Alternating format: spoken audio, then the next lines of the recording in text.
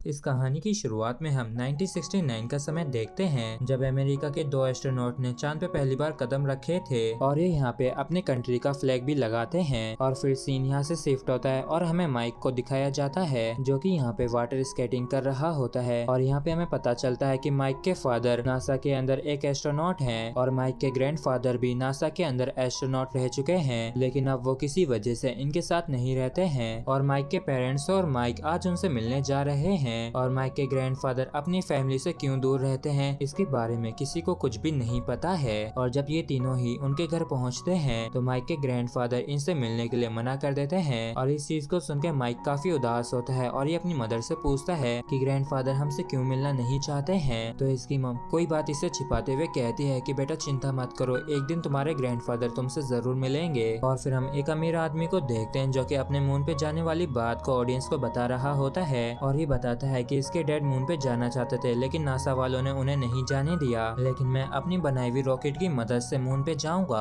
और वहाँ पे अपना फ्लैग भी लगाऊंगा। और फिर ये सभी को नासा के खिलाफ भड़काते हुए कहता है कि जो लोग चांद पे गए थे वो असल में कभी चांद पे गए ही नहीं, असल में उन्होंने सभी से झूठ बोला था कि वो लोग चांद पे गए थे। लेकिन अब मैं चांद पे जाऊंगा और वहाँ पे पहुँचने वाला पहला व्यक्ति बनूंगा। लेकिन असलियत में ये बंदा चांद पे जाके अमेरिका के फ्लैग के साथ साथ सारे नामो निशान मिटा देना चाहता था, जिससे कि ये प्रूव कर सके कि चांद पे पहला जाने वाला व्यक्ति और कोई नहीं, ये खुद है। और इस तरह माइक और इसके डैड टीवी पे ये न्यूज देख रहे होते हैं तो माइक अपने फादर से कहता है कि आखिर नासा इसे क्यों नहीं रोकती है, जबकि सभी लोग ही सच्चाई को जानते हैं कि चांद पे सबसे पहले कौन गया था। जिसपे इसके डैडी से समझाते हुए कहते हैं कि नासा इसे रोकना तो चाहती है, लेकिन इसे रोकने के लिए नासा को इसके जैसा एडवांस रॉकेट चाहिए जिसपे नासा पहले से ही काम कर रही है। जिसके बाद हम यूएस के प्रेसिडेंट को देखते हैं जो कि अपने मिनिस्टर के साथ मिलकर इस बंदे को रोकने का प्लान बना रहे होते हैं। और इस तरफ हम देखते हैं कि माइक अपने फ्रेंड को बताता है कि इसके ग्रैंडफादर काफी टैलेंटेड थे, क्योंकि जब चांद पे जाने का मिशन बना तब उसमें 3 लोगों को जाना था और उनमें से एक इसके ग्रैंडफादर थे। लेकिन जब चांद पे जाने वाला दिन आया तब उसके ग्रैंडफादर को उस मिशन से बाहर निकाल दिया और बाकी के 2 लोग चांद पे चले गए। और इस बात से उन्हें काफी दुख हुआ और इसलिए वह अपनी फैमिली के साथ भी अब नहीं रहते हैं। और ये सब ऐसी बात कर रहे होते हैं कि तभी माइक के फादर का जो कलीग होता है वो भागता हुआ यहाँ पे आता है और ये इसके फादर को बताता है कि जैसा कि सभी लोगों को पता है कि वो आदमी चांद पे जाना चाहता है और वो जो प्रूव करना चाहता है कि नासा कभी चांद पे गया ही नहीं। और इस चीज को देख के नासा ने भी चांद पे जाने का फैसला किया है और जिस रॉकेट की मदद से नासा ने पहली बार चांद पे कदम रखा था उसी की मदद से नासा वापस से चांद पे जाना चाहता है। तो माइक के फादर कहते हैं कि वो रॉकेट तो काफी पुराना है और हम ऐसे ही उस पर विश्वास नहीं कर सकते हैं। तो इसका कलीग बताता है कि वो रॉकेट पुराना हुआ तो क्या हुआ, उस रॉकेट के ऑपरेटर्स भी तो पुराने ही हैं। और ये बात सुन के माइक के डैड काफी हैरान होते हैं क्योंकि इसका इशारा इसके डैड और उनके साथियों की तरफ था।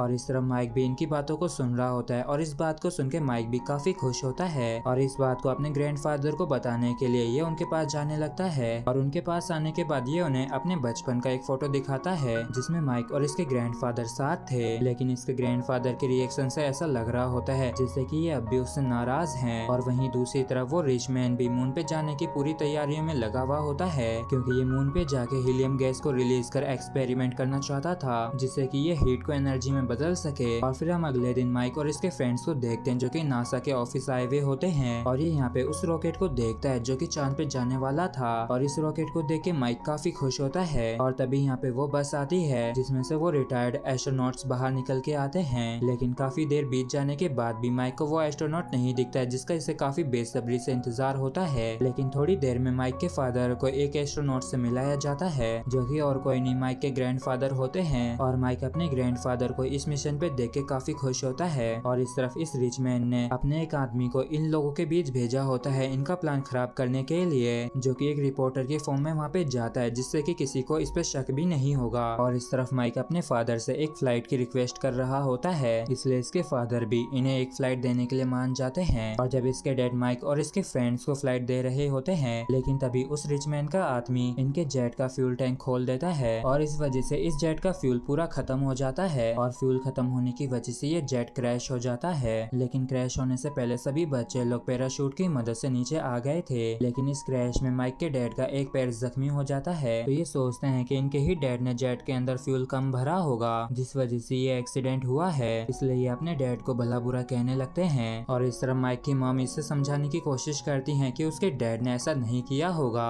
लेकिन इसके डैड इस बात को मानने के लिए तैयार ही नहीं थे। और इस तरह माइक और इसके फ्रेंड छिप कर इनकी बातों को सुन रहे होते हैं और कहते हैं कि यदि ये दोनों इस मिशन पे साथ चले गए तो इस पूरे समय ये दोनों एक दूसरे से झगड़ते ही रहेंगे। तो माइक अपने दोस्तों से कहता है कि हम लोग छिप के इनके साथ चांद पे जाएंगे और मून पे जाने के लिए ये लोग भी एस्ट्रोनॉट की जैसे ट्रेनिंग करने लगते हैं। और काफी दिनों का इंतजार करने के बाद फाइनली चांद पर जाने वाला दिन आ ही जाता है। तो माइक और इसके फ्रेंड्स मिलके रॉकेट के अंदर छिप के जाने की कोशिश करते हैं, लेकिन माइक का एक दोस्त इसमें नहीं जा पाता है। और तभी सिक्योरिटी को भी इन बच्चों के बारे में पता चल जाता है और वहीं माइक के ग्रैंडपा को भी बच्चों के रॉकेट के अंदर होने का पता चल जाता है। और जैसे ये इन बच्चों को रॉकेट के बाहर करने जा रहे होते हैं, लेकिन तभी रॉकेट का गेट बंद हो जाता है और ये रॉकेट लॉन्च होने के लिए एक्टिवेट हो जाता है। और जैसे ही माइक के रॉकेट के अंदर होने वाली बात माइक के फादर को पता चलती है तो माइक के फादर अपने फादर से उन्हें बाहर निकालने के लिए कहता है, लेकिन लॉन्च के एक्टिवेट होने की वजह से माइक के ग्रैंडफादर ऐसा नहीं कर पाते हैं। इसलिए ये बच्चे भी एस्ट्रोनॉट्स के साथ मून के लिए निकल जाते हैं। और इस तरफ ये अमीर बिजनेसमैन भी मून के लिए निकल गया होता है और वहीं इसका जासूस भी पकड़ा जाता है। और पुलिस इस बिजनेसमैन को पकड़ पाती उससे पहले ही ये अमीर बिजनेसमैन अपने रॉकेट को लेके स्पेस में निकल गया होता है। और वहीं इन दोनों के स्पेस में जाने के बाद ऐसा लगता है कि मानो इन दोनों के बीच में पहले चांद पे जाने की रेस छिड़ गई हो। और इस तरह माइक के ग्रैंडफादर इन दोनों ही बच्चों को एक एक स्पेस सूट देते हैं जिससे कि ये दोनों स्पेस के अंदर सेफ रह सकें। और इस तरह माइक के पेरेंट्स माइक और इसके फ्रेंड को लेके काफी चिंतित हो रहे होते हैं और ये दोनों एक दूसरे को दिलासा देते हैं कि माइक के ग्रैंडफादर उन दोनों का अच्छे से ख्याल रखेंगे और उनको कुछ भी नहीं होने देंगे। और स्पेस में ये बिजनेसमैन नासा के एस्ट्रोनॉट्स को रोकने की काफी कोशिश करता है और इसके लिए ये उनके रॉकेट के ऊपर अपने रोबोट्स को भेज देता है जिससे कि वो उनके रॉकेट को जाके क्रैश कर सके। लेकिन जब ये बात माइक के ग्रैंडफादर को पता चलती है तो वो रॉकेट के बाहर जाके उन रोबोट्स को रोकने की कोशिश करते हैं, लेकिन इस दौरान वो रॉकेट के बाहर ही फंस जाते हैं। और जब माइक इस चीज को देखता है तो ये अपनी जान को जोखिम में डाल के उन्हें बचाता है। और इस चीज को देख के माइक के ग्रैंडफादर काफी खुश होते हैं और ये कहते हैं कि आज मुझे सच में तुम पे काफी गर्व हो रहा है। जिसके बाद हमें उसी बिजनेसमैन को दिखाया जाता है जो कि अब तक चांद पे पहुंच गया होता है। और जैसे वो चांद पे पहुंच के अपनी हीलियम गैस चारों तरफ फैलाने वाला होता है तभी वहाँ पे माइक और उसके ग्रैंडफादर का रॉकेट भी लैंड करता है। और चांद पे दोबारा पहुंचने पे नासा की टीम काफी खुश होती है और साथ ही साथ कंट्री के सभी लोग ही काफी खुश होते हैं। और तभी माइक के फ्रेंड कैमरे की मदद से दुनिया को ये दिखाने की कोशिश करती है कि नासा पहले भी चांद पे आ चुका है और सबूत के रूप में ये यूएस के झंडे को दिखाने के लिए जाने लगते हैं। लेकिन जब ये लोग वहाँ पे पहुँचते हैं तब ये पाते हैं कि वहाँ पे इनका झंडा नहीं बल्कि उसी बिजनेसमैन की कंपनी का झंडा लगा हुआ है। और इस चीज को देख के पूरा देश ही काफी हैरान होता है क्योंकि ये सब लाइव चल रहा था। और तभी उस बिजनेसमैन की एक मशीन इनका एंटीना तोड़ देती है जो कि इनके पास ही हीलियम को एब्जॉर्ब कर रही थी। और तभी हम उस बिजनेसमैन को देखते हैं जो कि यहाँ से नासा के फ्लैग को ले जा रहा होता है। और इसका मतलब ये होता है कि यहाँ पे पहले नासा का ही झंडा लगा हुआ था, लेकिन जब बिजनेसमैन चांद पे पहुंचा तो इसने सबसे पहले उस झंडे को हटा के अपने झंडे से बदल दिया। और जब इस चीज को माइक और उसके ग्रैंडफादर देखते हैं तो ये उसके पीछे जाते हैं। और तभी हम माइक के पास उसके फ्रेंड के पेट लिजार्ड को देखते हैं और इसकी मदद से ये लोग बिजनेसमैन के पास से यूएस के फ्लैग को लेने में कामयाब हो जाते हैं। लेकिन इस दौरान वो आदमी माइक के ग्रैंडफादर को अपने साथ ही ले जाता है और इसके कुछ समय बाद माइक को रोबोट के थ्रू एक मैसेज मिलता है जिसे उसी बिजनेसमैन ने भेजा था, जिसके जरिए ये कहता है कि मुझे नासा का फ्लैग वापस कर दो जिसके बदले में मैं तुम्हारे ग्रैंडफादर को जिंदा छोड़ दूंगा। और क्योंकि माइक अपने ग्रैंडफादर से काफी ज्यादा प्यार करता था इसलिए ये अपने ग्रैंडफादर को हर हालत में बचाना चाहता था और अपने ग्रैंडफादर को बचाने के लिए इसे उस बिजनेसमैन की बात माननी पड़ती है। और फिर ये उस बिजनेसमैन के प्लांट पे जाता है जहाँ पे वो बड़ी बड़ी मशीनों से हीलियम गैस छोड़ रहा था।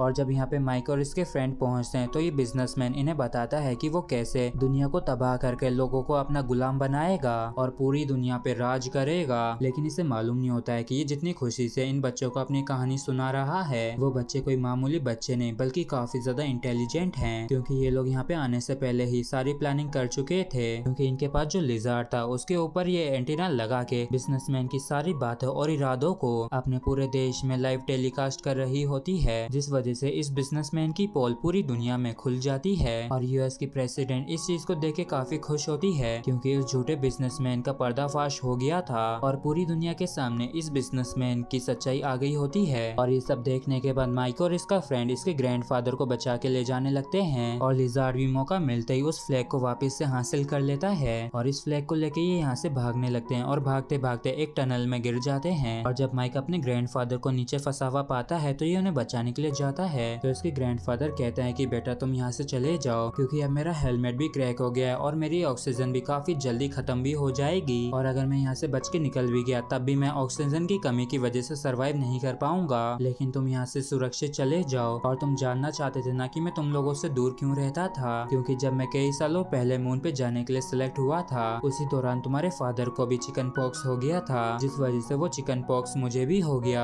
जिस वजह से मेरा चांद पे जाना कैंसिल हो गया था। और तब मुझे अपने बेटे के ऊपर काफी ज्यादा गुस्सा आया कि मैं अपने बेटे की बीमारी की वजह से चांद पे नहीं जा पाया। लेकिन बाद में मुझे रियलाइज हुआ कि मैंने अपने बेटे के साथ काफी बुरा किया है और मुझे ऐसा बर्ताव अपने बेटे के साथ नहीं करना चाहिए था। इसलिए मैं सभी से दूर रहने लगा, जिससे कि मैं अपना चेहरा किसी को ना दिखा सकूं। और इनकी ये बातें पूरी दुनिया में दिखाई जा रही होती हैं, क्योंकि ये सब कुछ माइक के फ्रेंड के कैमरे में रिकॉर्ड हो रहा था और ये सारी बातें माइक के फादर भी सुन रहे होते हैं। और ये सब सुनने के बाद माइक के फादर काफी इमोशनल भी हो जाते हैं। और इस तरफ माइक लिजार्ड की मदद से अपने ग्रैंडफादर को वहाँ से निकाल लेता है और ये उनसे कहता है कि मैं आपको ऐसे यहाँ पे मरने नहीं दूंगा। और जब ये लोग यहाँ से बाहर निकलते हैं तब इन्हें शिप के टूटे हुए कुछ पार्ट्स पड़े हुए दिखते हैं और इन पे स्लाइड करके ये लोग अपने रॉकेट के पास पहुंच जाते हैं। और इस दौरान वो बिजनेसमैन भी इन लोगों के पीछे पड़ा था। और रॉकेट पे पहुंचते ही माइक के ग्रैंडफादर जल्दी से अपना सूट बदल लेते हैं, जिससे कि उन्हें एक जीवन दान मिल जाता है। और ये सब कुछ इनके पोते की वजह से ही संभव हो पाया।